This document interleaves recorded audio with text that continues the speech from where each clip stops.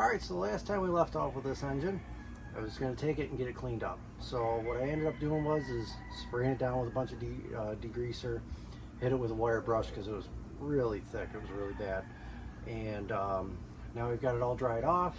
I've just put a dusting of primer on it because I had a couple of cans with just a little bit left, so I used them up just to put a quick dusting on it. And so now we can do the color. And here is the color. That is Detroit Diesel Green. I'm going to paint this engine Detroit Diesel Green because I've done a whole bunch of engines black. I have done a couple of engines Chevy engine orange now. I just recently put an engine in a Durango, painted that Chrysler orange, and I'm just ready for something different. So this engine is going to be Detroit Diesel Green. Alright, here we go. I'm going to put a quick first coat on it here.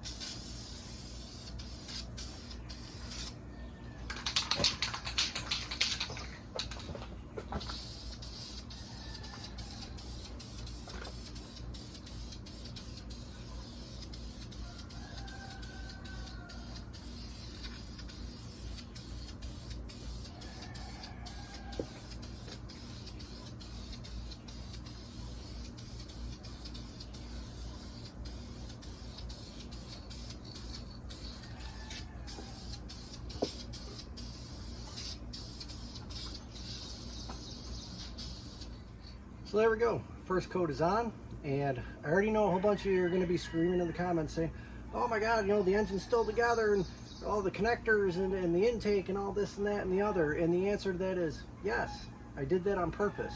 When you get maybe not in the marine world, but in the equipment world and even in some of the truck world, when you get a repower from the factory, this is the way they come. Cummins or Caterpillar or you name it, they assemble the thing to put it completely together, and then they just paint over the entire engine, and they just tape off the connectors so that the pins don't get paint on them and that. But other than that, they blast the thing with paint. Back in the day, the 60s and 70s, Mopar was famous for it. You get a Mopar that hasn't been touched, the exhaust manifolds are blue or orange. Well, why are the manifolds painted? Because that's what Chrysler did. They put the entire engine together, sent it down the line, and they hit it with paint and then slammed it in a car. And that's just the way it is. And that was kind of the look I wanted to mimic, was like this was a legitimate repower option. I wanted this to look like this was something that you could call up MerCruiser or GM, whatever you want to say, and say, I want a new engine for my boat. And this is the way it would come. Okay, so while that paint's drying, we're gonna do something else new for the channel, which is I get to stand here and hold a camera while someone else works. I have my brother Lakota. He's going ahead and working on pulling the engine mounts off of the 305 so we can mount them on the LS engine. Once again, there's those offset wrenches, which are awesome. Okay, so now we're working on mounting the MerCruiser engine mounts, the boat mounts, to the adapter plates, which is the LS to small block Chevy adapter plate. And we are using the MerCruiser to Chevy engine block bolts. So these are going to go ahead and go in, and all three of them do start and thread in. Now I'm going to leave these loose because this engine mount may end up moving once it's in the boat. So I'm just going to leave it hang here like this. My brother's working on pulling the other side off, and we'll get that set on. And again, we'll leave them loose because the rear bell housing mount is going to locate the engine in the boat, and then we'll move these accordingly to the studs that are mounted to the stringers in the boat. All right, so I was going to go ahead and leave these loose and just set the engine in the boat, but on this side I said, well, you know, I'm going to go ahead and tighten the bolts down just snug, not tight, but just snug.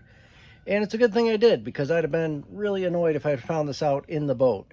The bolts are hitting the engine casting. I don't know if you can see there. You see how the bolt is not completely seated, and it's hitting the block. So we will have to shorten these bolts a little bit. Not a lot, half an inch. Well, it's actually probably a lot more, quarter an inch. And then we should be able to put them in no problem. Okay, so I'm going to show you here how to shorten a bolt with some basic tools. So here I just have a cordless grinder, and all we're going to do is just take and shorten this bolt down. So pretty self-explanatory.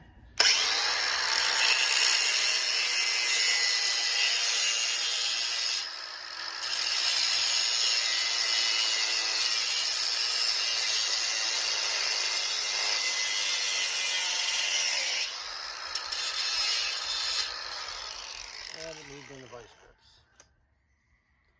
So it's extremely hot, so we're not going to touch that. Okay. Finish this cut.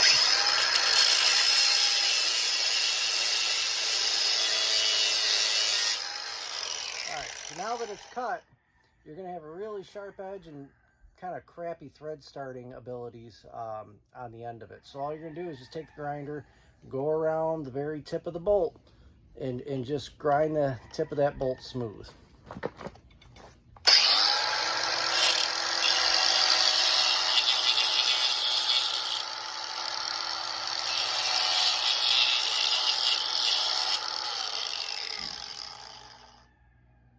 And then just do that as many more times as you need. All right, so here we've got the engine off the stand. We've gone ahead and installed the flywheel. That's that FW2776, I believe is the part number. And then just standard GM flywheel bolts, nothing special.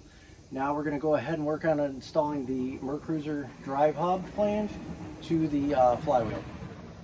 All right, so one of the obstacles we run into is the bolts that hold the that would hold the pressure plate to the LS flywheel These bolts are bigger than the locating tabs and the holes on the MAXUM dry flange, so we will need to drill these out.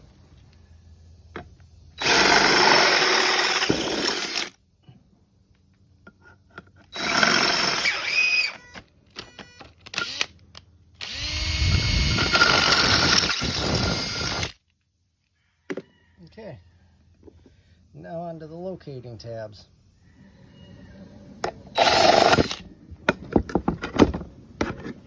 Trying to do this while holding a camera. Okay, this ain't gonna work. Okay, problem number 2. There's a dowel pin in the way. No matter what way I orient this thing, we're gonna have to cut one of these dowel pins off.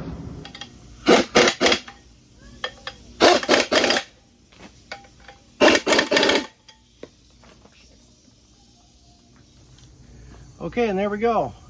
The drive flange, the MAXUM drive flange, is mounted to the LS flywheel, which is mounted to the LS engine. Now, as far as, because I know people are going to ask, as far as torquing the flywheel down and torquing the drive flange down, just look up your normal GM clutch specs and flywheel specs. I didn't do it because I just use a 1/2 inch impact to tighten them down, because I'm sure this thing's gonna be in and out 4 times. So I'm really not that concerned. But if you want to do it and be final about it, you know, just get your standard GM torque specs. Okay, so I went to put the bell housing on, and we've reached another problem. So when I went to tighten this thing down, you can see there's a gap there. Well, that's not any good. So then, after looking around a bunch to figure out what in the world was going on, I realized that the rear bolts for the cover, for the rear oiling system cover of the engine, are hitting the bell housing. So we're just gonna have to grind the head of them bolts down a little bit just to get it to clear.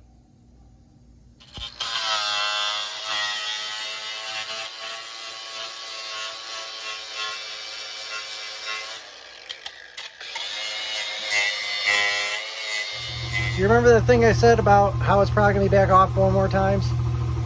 Here we are. So these bolts here were interfering with the bell housing.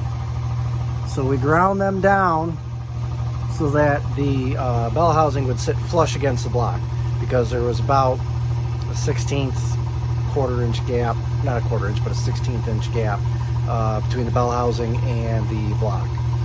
So top 4 bolts, ground them down. We test fitted the bell housing back on. It sits nice and flat now. So we're going to go ahead and put the flywheel back on, put the drive flange back on, then bolt the bell housing on, which you've already seen. So I'll put that together, and then we'll come back to the next step. My help has gone to take a break, so I figured I'd do a quick walk around while we're waiting. He had to go grab a trailer ball, because I gave mine to one of my customers to take out on a rental. So I don't have a ball to move the boat trailer right now. But here's how it looks as we're ready to go get set down in the boat, and then we can figure out everything else that's not going to line up. God, I love that color. Okay, something else I wanted to mention that you need to keep in mind when you're doing your swap. I had been told by someone that these fittings were different on different year applications. I'm not a big GM guy, so I don't know what year takes what style fitting in that. What I can tell you is this is the power steering line off of a Suburban power steering pump that's on my engine, and I took it and threaded it in there, and this is the MAXUM engine, which is the 305. I threaded it in there, tightened it down, and it appears like it would function with no leaks. So in my case, I should be good to go. But if yours does not, and test this before you put it on, so that way you're not doing this in the boat. If yours is different, you can just unthread this fitting from this pump, and then you should be able to just thread it into your LS pump. You can take your, take the fitting out of the back of your LS pump, put this fitting in, and it should give you the correct thread for your line. All right, so I was just getting ready to put the engine down in the boat when I remembered that I have to remove this Y pipe. Now you don't have to do this, but I'm going to, because I'm going to do through hull exhaust. So this is no longer necessary. It's extra weight that I don't need. I'm going to install a blocker plate.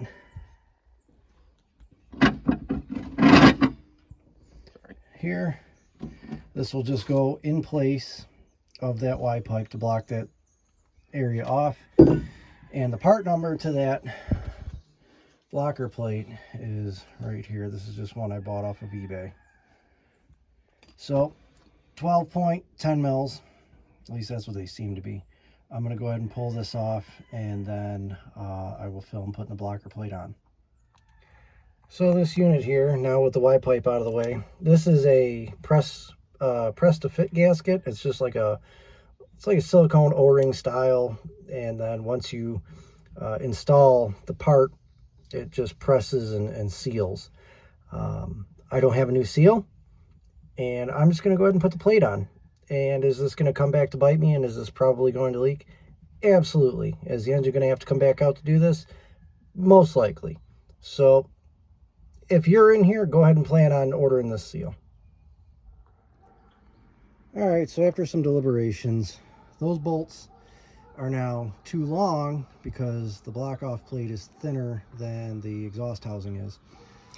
And I'm just really not comfortable leaving that gasket in there. I know it's going to leak it, like it's guaranteed. So what I'm going to do is we're going to go ahead, set the engine down in the boat, figure out where everything's going to hang out. I will get a new gasket, and I will shorten those bolts. Once we know where the engine sits in there and that everything's going to, you know, get along nice, I'll take the engine back out. We'll put a new seal and the plate in, and then we'll set the engine back down in.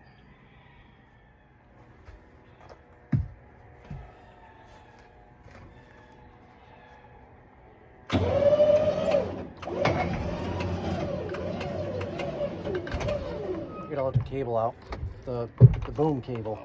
You have to pick it back up. Pick it back up. All right, now let the boom cable out.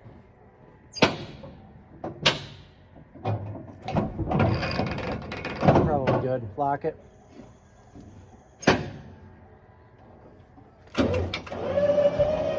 Easy, easy, easy. Down. Down. Keep going. Keep going. Hang on.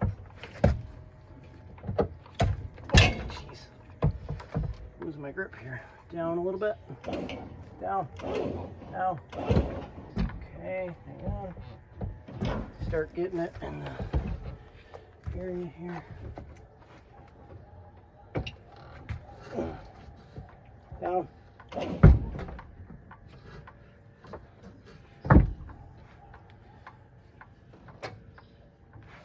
Down.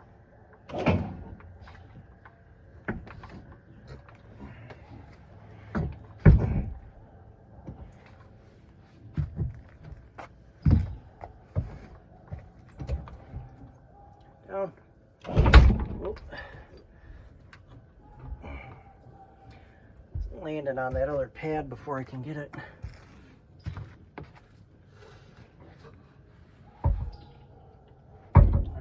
What's a hit in here?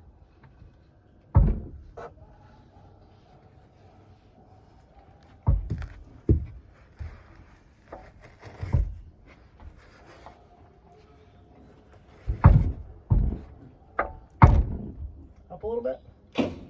Up. Up. Wow. That's weird. Up. Down, down, down, oh, hold on, up, okay, hang on,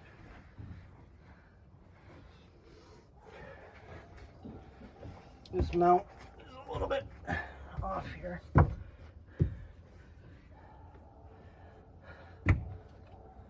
oh, too far, down, down, down. That's it. Down. Get that off. That off. Not worried about lining up the rears because it's going right back out. All right, pick it up.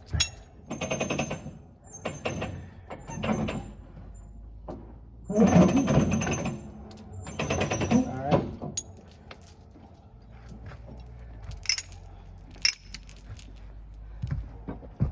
And pull away.